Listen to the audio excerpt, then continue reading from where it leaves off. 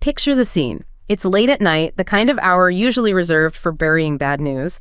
The White House quietly uploads a PDF, the 2025 National Security Strategy.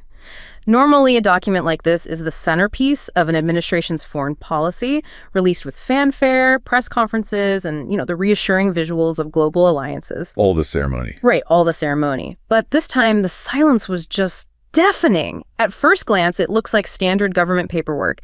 It opens with the expected boasting about great successes and restoring glory. You expect the usual diplomatic jargon about maintaining order and supporting allies. But as you scroll down, the tone shifts into something unrecognizable. That's a complete pivot. The text doesn't just critique the post-World War II global order. It actively sets fire to it. It frames the very alliances that have kept the peace for 80 years, not as assets, but astonishingly, as threats to the character of our nation.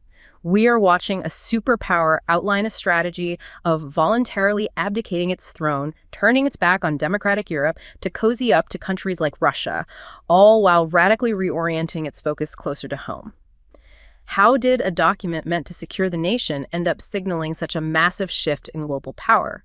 That quiet upload signaled what many are calling a profound rupture with decades of established U.S. foreign policy. So our mission today is a deep dive into this 2025 National Security Strategy, the NSS, to really unpack its central blueprint. We need to understand not just the policy details, but the full institutional and ideological implications for the West if it's implemented. We need to figure out what this document's really trying to do. And the difficulty in figuring out its aim is, I think, part of the design. This NSS is, it's virtually impossible to categorize using the traditional language of foreign policy. You can't just call it realist or idealist. You really can't, because it operates on three distinct overlapping levels at the same time.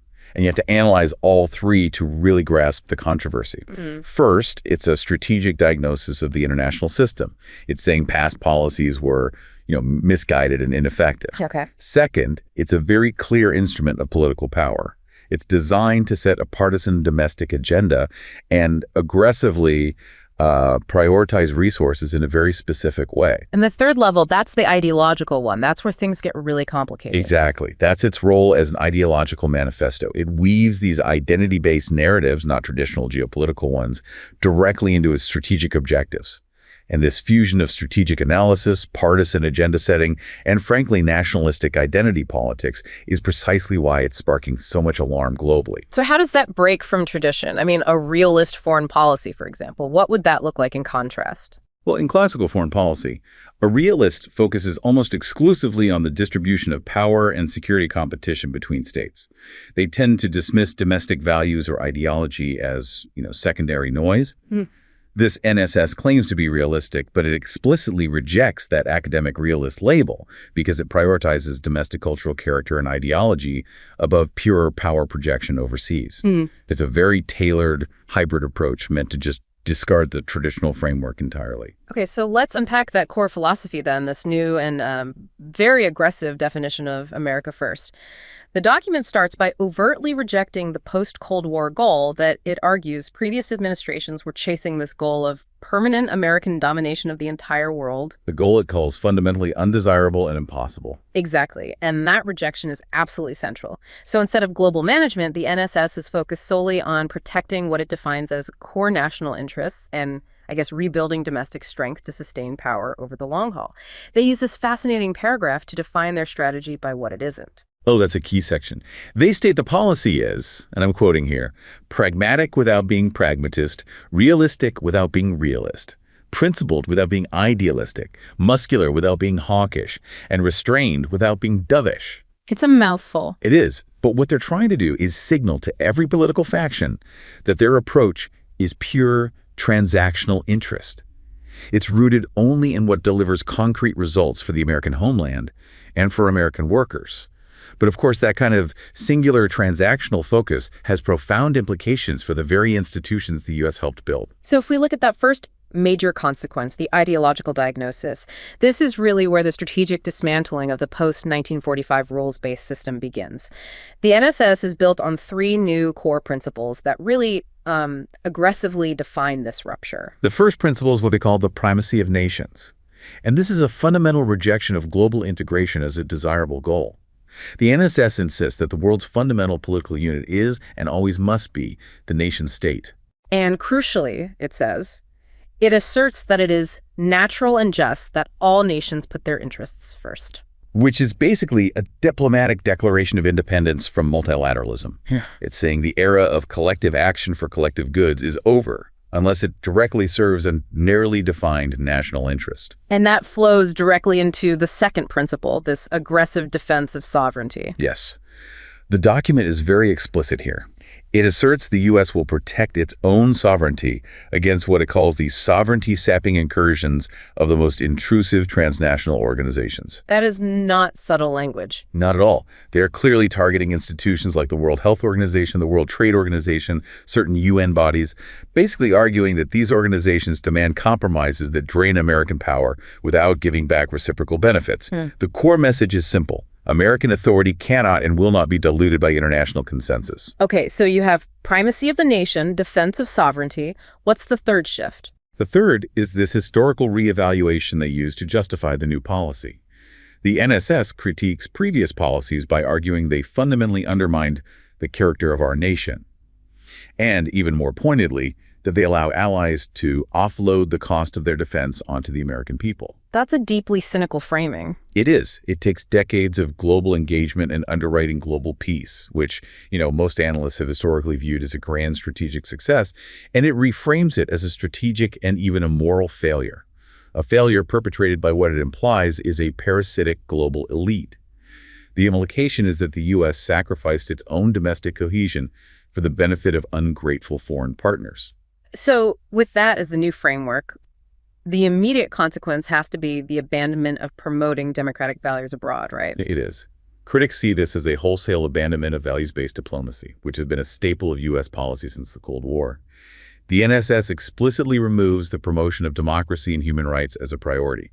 They're downgraded significantly. How does that play out in specific regions, say the Middle East or Africa? Well, for those regions, the NSS signals an end to what it labels America's misguided experiment with hectoring these nations into abandoning their traditions and historic forms of government. Hectoring. That's the word they use. In practice, this means the U.S. will prefer to work with any government, whether it's an absolute monarchy, a military junta, a despotic regime, as long as core U.S. interests are served. Things like counterterrorism, energy stability. Exactly. Transactional commerce. The domestic form of government of the partner is now officially irrelevant. And this same transactional approach is then applied to the biggest geopolitical rivalry, the one with China. The document acknowledges China's rise, challenges U.S. interests, but the rivalry is very deliberately reframed. It is. It characterizes the competition as interest-based competition, not a clash of values. Now, by doing this, the U.S. is formally stepping back from trying to promote democratic change in Beijing or using human rights criticisms as a primary policy lever. And this is a dramatic evolution from previous administrations, which often described China as a values-based adversary. The implication for Beijing must be massive. Oh, it's huge. It offers a crucial reassurance that the U.S. is not seeking regime change or internal interference, which, as you know, were perennial talking points used by the Chinese Communist Party to dismiss American diplomacy. The NSS states Washington is now willing to pursue a genuinely mutually advantageous economic relationship with Beijing, provided strict economic reciprocity can be achieved. But the real controversy ignites when we look past this strategic diagnosis and into the ideological manifesto itself, which critics argue is rooted in nativism. Yes, and this is where we need to tread carefully, but it's essential to understand the rhetoric that has caused so much alarm among institutionalists and democratic allies. The NSS narrative relies heavily on rhetoric imported directly from the transatlantic far right. What kind of language are we talking about here? It goes beyond traditional conservative thought. It incorporates terms like European civilizational decline, the dangers of demographic replacement, and the need for recovering Western identity. This is highly charged, very specific language. The document repeatedly critiques mass migration, arguing it strains domestic resources, increases crime, weakens social cohesion, and undermines national security. And it makes a very clear declaration on that front. A very clear one. It states, "The era of mass migration is over. For many critics, this signals that the strategy is less about maximizing American geopolitical power globally and more about promoting a specific identity-based vision of what the nation should be internally. And we have to address the specific details of the documents released that made headlines. I'm talking about the use of coded language or symbols, what are often called dog whistles. What did observers note about the document's referencing and its structure? This is, for many analysts, the most shocking aspect, because it suggests a deliberate ideological encoding.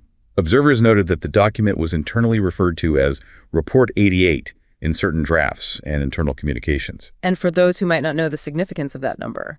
For those unfamiliar with the darker corners of extremist ideology, the number 88 is widely used as a numerical code for Hail Hitler. H is the 8th letter of the alphabet, so 88 stands for HH. It's a code deployed by white supremacists globally to signal affiliation without explicitly breaking anti-hate speech laws. And then there was a structural element as well, something about a 14-word slogan. That's correct. The document's main overarching objective paragraph was apparently deliberately crafted to mirror the rhythm and the conceptual load of the 14-word slogan. This is the most famous white supremacist slogan originating in the U.S., which essentially promises to secure the existence of our people and a future for white children. So when you couple that kind of encoding with the explicit rhetoric in the text about demographic replacement and civilizational decline, it leaves very little doubt for critics that the strategy is fundamentally about shaping the internal political and cultural balance of the United States and its allies. This sharp turn toward an identity-based foreign policy is what some experts have called a performative suicide of American influence, because it actively alienates the very democratic allies who share traditional Western values while embracing an ideology that is completely antithetical to those values. it's hard to imagine a more profound ideological rejection of the post-war order than weaving those kinds of symbols into a national security strategy. So if this is the new manifesto for America, how does this identity politics play out when applied to our oldest institutional partners? Let's turn to Europe, which seems to have gone from the absolute center of post-war U.S. strategy to, well, a peripheral theater. The NSS view of Europe is profoundly cynical, and it's transactional.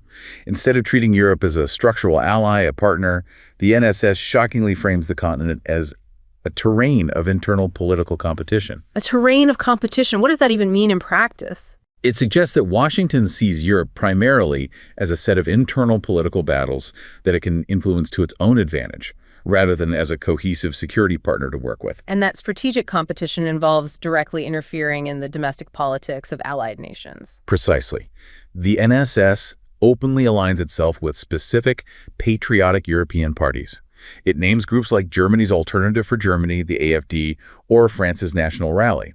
And it argues that this alignment supports a revival of spirit on the continent and counters the supranational influence of Brussels. So the target here is really the European Union. Very much so. From this perspective, Washington views the increasingly supranational EU as intervening in areas like climate regulation, taxation, digital policy, in ways that threaten American strategic autonomy. So, supporting nationalist, anti-EU movements is framed as a reciprocal, if highly politically toxic, response to counterbalance Brussels' growing power. The goal isn't partnership, it's leverage. And the ideological critique we just discussed, it really dominates the European section. The NSS explicitly claims Europe is threatened by civilizational erasure. Yes, due to what it calls destructive migration policies, cratering birth rates, and the loss of national identity. It even includes this dramatic prediction that if current trends continue, Europe will be unrecognizable in 20 years or less. That's incredibly provocative language to use about your closest allies. It's meant to be. The document even suggests that this lack of civilizational self-confidence is why European relations with Russia are so attenuated and weak. And then there's a highly problematic implication in there regarding NATO. What's that? The document implies that as NATO members become more demographically diverse, potentially, in their words, majority non-European within a few decades, their commitment to the shared values of the alliance might diminish. Wow, so that's the ideological justification being built into the strategy for a U.S. pullback now. That's how it reads. If the U.S. perceives Europe is fundamentally changing its identity, the unstated question is, why should the U.S. continue to defend it? And that brings us to the strategic abandonment, the real-world geopolitical consequence of this ideological reorientation. The NSS seems to signal a clear intention to start dismantling the Euro-Atlantic security architecture built since 1945. What's the immediate policy shift regarding Russia? The shift it's breathtaking. The NSS fails to mention Russia as a military threat to the U.S. homeland. Even more alarming for European allies, it adopts a narrative that very closely resembles Moscow's strategic worldview. How so? It blames the West for prolonging the war in Ukraine, and it systematically minimizes the risks of Russian expansionism beyond its current borders. And then, the real bombshell. The NSS explicitly calls for ending the perception and preventing the reality of NATO as a perpetually expanding alliance. That is a direct surrender to a key, long-standing Russian demand. It's the end of NATO's open-door policy, in writing. So you notice no firm commitment to Article 5 is mentioned in these key sections. And rejecting further NATO enlargement leaves vulnerable nations like Ukraine and several Balkan states just highly exposed. This is the formalization of the U.S. withdrawal from its role as Europe's guarantor. It is the geopolitical shockwave for Europe. They are being forced to confront a reality they have managed to avoid for decades. As one expert put it, this document forces the continent to grow up strategically.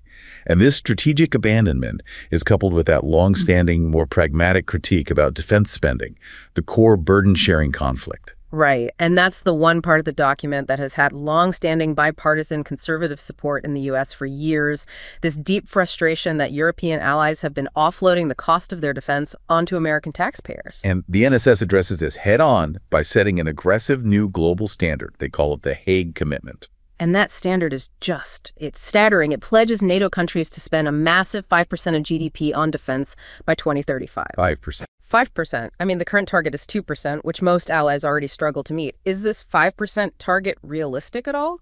Or is it purely political posturing, maybe designed to fail so it can justify withdrawal? Well, it's certainly designed to be deeply uncomfortable for European capitals.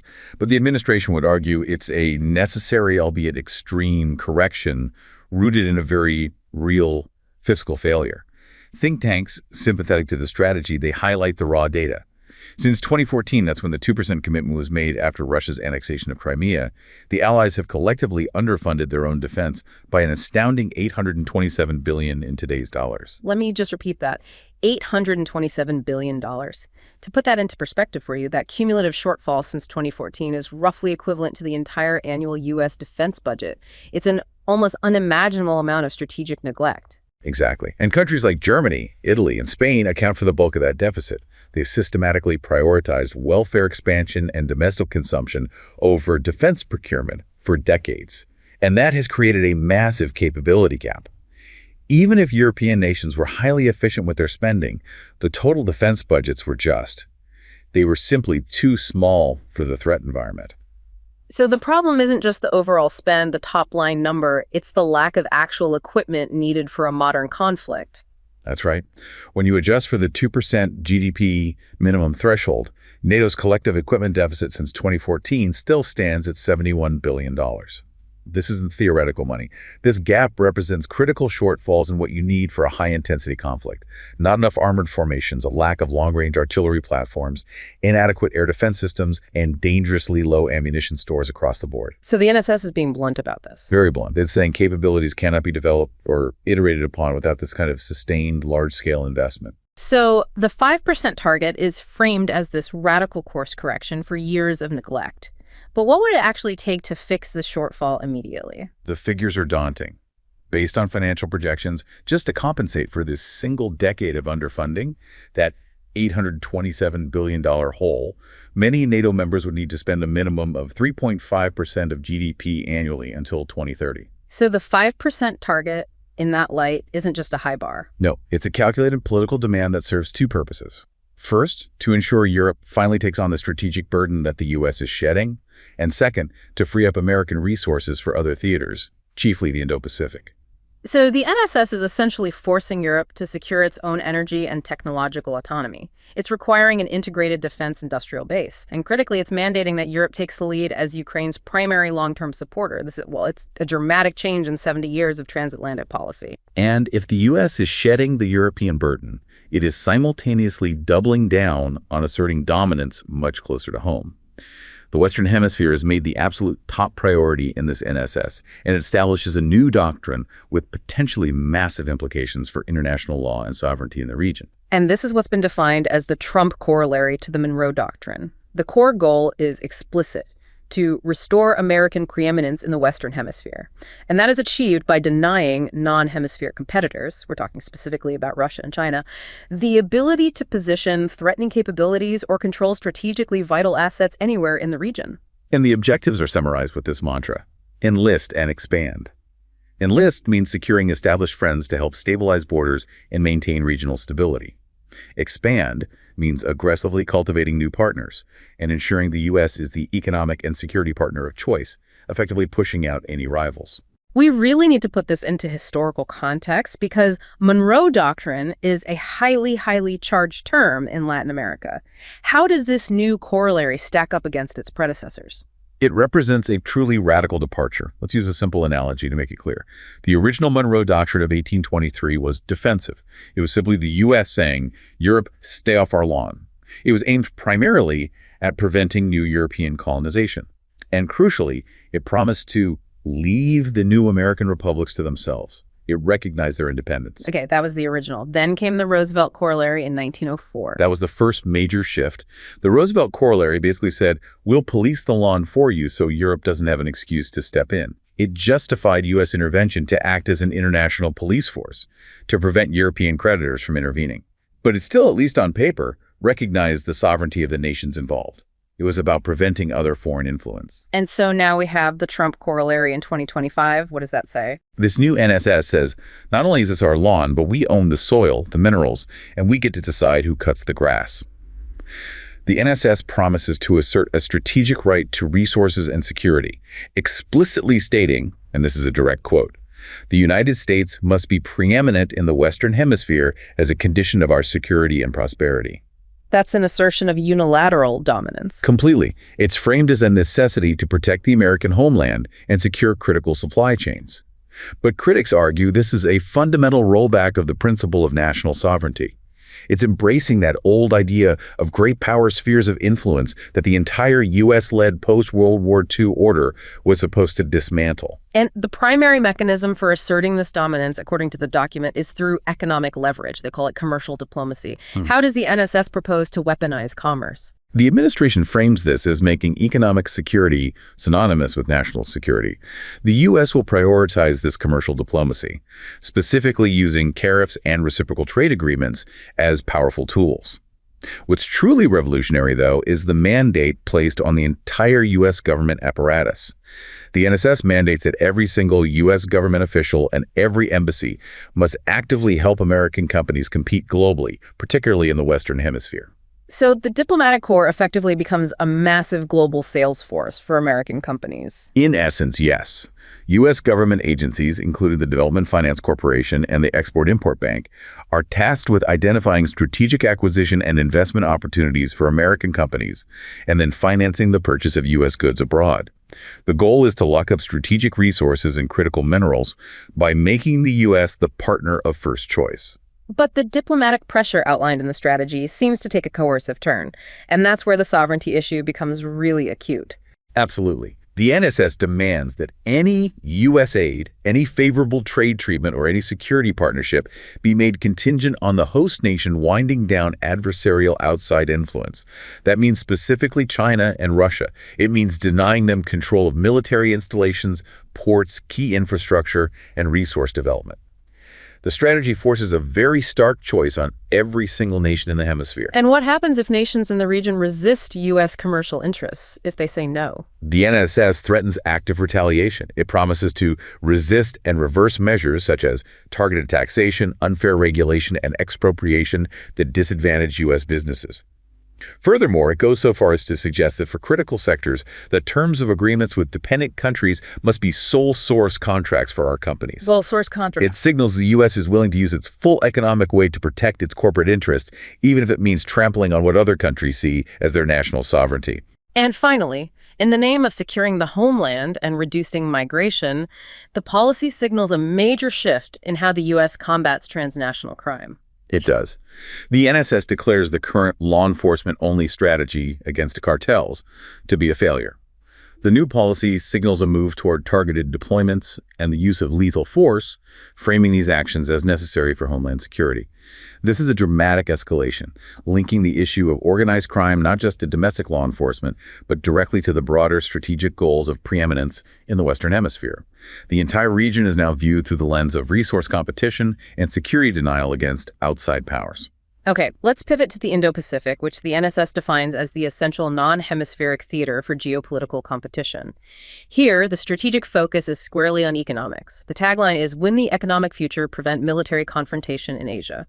The NSS views China primarily as an economic competitor, not as an imminent military threat. And that's a shift away from the previous administration's view of China as a values-based adversary. It is, and the NSS asserts a massive domestic economic ambition, moving the American economy from its present, say, $30 trillion valuation to an ambitious $40 trillion in the 2030s. This growth is supposed to be achieved by prioritizing economic independence and addressing what the NSS identifies as China's predatory economic practices. So we're talking about state-directed subsidies, intellectual property theft, unfair trading practices. All of it. The strategy says it welcomes competition, but underscores the necessity of working with allies and partners whose economies, combined with the U.S., account for over half the world economy, to counteract these practices and align export controls. This ambition immediately creates a massive tension, doesn't it? The entire post-Cold War framework was built on classical liberal principles of free trade and efficiency. How does the NSS try to reconcile its protectionist America First reindustrialization goals with those traditional economic ideals? It's a direct philosophical conflict. Classical liberal thought has historically viewed free trade as an inherent net benefit. It drives up global standards of living, and it argues that protectionism almost always creates systemic harm through inefficiency. The academic consensus holds that free trade, while economically efficient, absolutely creates winners and losers. And the philosophy of this NSS is rooted in acknowledging the political consequences of those losers. Exactly. The strategy acknowledges a political reality that challenges pure free trade orthodoxy. And that is that accelerating change driven by technology and globalization creates substantial disruption. That disruption, in the form of layoffs, factory closures, community collapse, it drives people to seek state protection. Studies have shown very clearly that much of the strongest support for protectionist policies came from counties where foreign trade, particularly from China, led directly to visible job losses and economic hardship. For those communities whose working lives are disrupted, the abstract principles of long-term global economic efficiency are, frankly, irrelevant compared to their immediate necessity. So the speed of change, rather than the principle of free trade itself, becomes the most important fact on the ground. But even within classical economic thought, there are accepted exceptions that can justify intervention. Does the NSS lean on those? It aggressively pursues two key, well-established exceptions to the free trade rule: national security and industrial policy. The national security exception is straightforward. It dictates that you should never outsource the production of sensitive industrial goods like advanced semiconductors, essential pharmaceuticals, or key military components to potential rivals or adversaries. Because that dependence creates a fatal vulnerability in wartime. Precisely. The NSS mandates that the U.S. must never be dependent on any outside power for core components required to sustain its military and its economy. Okay, that's national security and industrial policy. That's the second pillar. Industrial policy allows for state intervention to counter unfair practices like state-directed subsidies or currency manipulation, or to protect nascent industries that are deemed strategically vital. The NSS sees China's state-directed model as fundamentally unfair and uses the justification of industrial policy to protect and foster key domestic sectors, specifically technology, energy, and heavy industry, that it believes have been systematically weakened by predatory practices abroad. So let's detail those three central economic pillars defined in the NSS, the ones that are meant to deliver that $40 trillion economy. First and foremost is reindustrialization. The priority is reshoring industrial production. And this is to be achieved through the strategic use of tariffs, that's the key financial mechanism, to favor widespread domestic production and to raise living standards for American manufacturing workers. Second is energy. Second is energy dominance, restoring U.S. dominance in oil, gas, coal, and nuclear energy. And this section explicitly rejects disastrous climate change and net zero ideologies, which the administration believes have unduly harmed the domestic economy and allowed rivals to gain ground. And the third pillar? Third is securing supply chains. This is critical. It means expanding U.S. access to critical minerals and materials, particularly in the Western Hemisphere, while countering predatory economic practices and intellectual property theft globally. The message is crystal clear. The future belongs to the makers, the miners, and the engineers at home. But this heavy reliance on tariffs and managed trade introduces some significant risks, even from a conservative viewpoint that's concerned with economic stability and global partnership. What are the potential pitfalls here? Well, the first risk is financial instability. Critics argue that once tariffs are imposed, they are incredibly difficult to undo without causing what one commentator called corporate catastrophes. Why is that? Because when supply chains shift under the tariff regime, with domestic producers raising their prices and investing in new capacity, and then you suddenly force them to readjust by removing the tariffs, it leads to huge financial instability and mass layoffs in those disrupted domestic industries. Tariffs are sticky. They're complex to remove without causing a lot of economic pain. And more crucially, this chaotic use of tariffs could jeopardize the NSS's own security goals regarding China. The strategy itself emphasizes leaning heavily on treaty allies, who collectively represent half the world economy, to confront Beijing's practices. This is a profound contradiction at the heart of the strategy. Many key allies are already less confident in Washington's economic policymaking because of what they view as chaotic and potentially illegal tariff policy. Consider the relationship with India, a critical partner in countering China in the Indo-Pacific, a member of the Quad. The NSS administration, in its pursuit of protectionism and its transactional approach, imposed massive 50% tariffs on India, partly for purchasing Russian energy, while at the same time giving China a broad pass for purchasing even larger quantities of that same energy. That kind of unilateral, seemingly arbitrary action must undermine U.S. security goals. It does. It deeply upsets New Delhi, and it risks driving a key regional counterweight closer to Beijing. It undermines the very security goals the NSS claims it seeks to achieve in the Indo-Pacific. The core issue is that the aggressive pursuit of economic protectionism risks undermining the necessity of collective deterrence against China. When your economic policy fundamentally undermines your geopolitical strategy, the entire structure becomes incoherent. #contact conclusion and strategic outlook. So, the 2025 National Security Strategy is a truly foundational document. It formalizes the U.S. withdrawal from its decades-long role as global guarantor. The strategic focus is consolidated into three central, narrowly defined axes: Homeland security, connected with reindustrialization, the expanded Monroe Doctrine for regional dominance in the Western Hemisphere, and then intense economic and military competition in the Indo-Pacific. By design, Europe is no longer central to U.S. strategy. It's been moved decisively to the periphery of strategic concern. And critics view this strategy as nothing short of an abdication of influence, and dramatically as the death of the West as it used to be. The NSS is trying to trade a global values-based leadership role for a narrowly defined transactional prosperity at home. However, as we've discussed, it harbors a fundamental internal incoherence. That contradiction we just talked about. Exactly. The strategy expresses this ideological hostility toward Europe's mainstream politics and its cultural trajectory, driven by nativist rhetoric.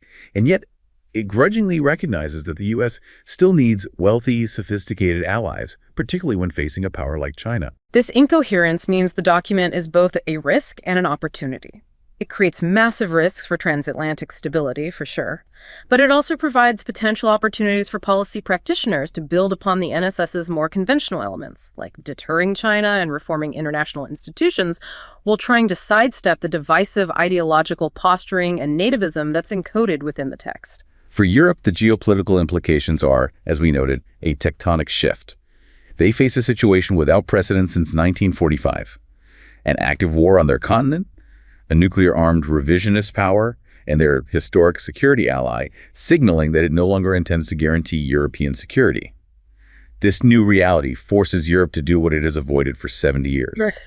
Secure genuine energy and technological autonomy, build an integrated defense industry, and respond to the U.S. strategic pivot with far greater self-reliance, political unity, and massive, massive investment, including pushing defense spending well past that old 2% floor. The ultimate judgment on this NSS will rest on its long-term effects. America's decision to pursue this focused, transactional America-first posture is designed to deliver greater domestic strength. History will determine if this path successfully isolates Washington from global troubles, making it stronger and more resilient, or if it instead leads the global order and America itself toward a lonelier, weaker, and ultimately more fractured future.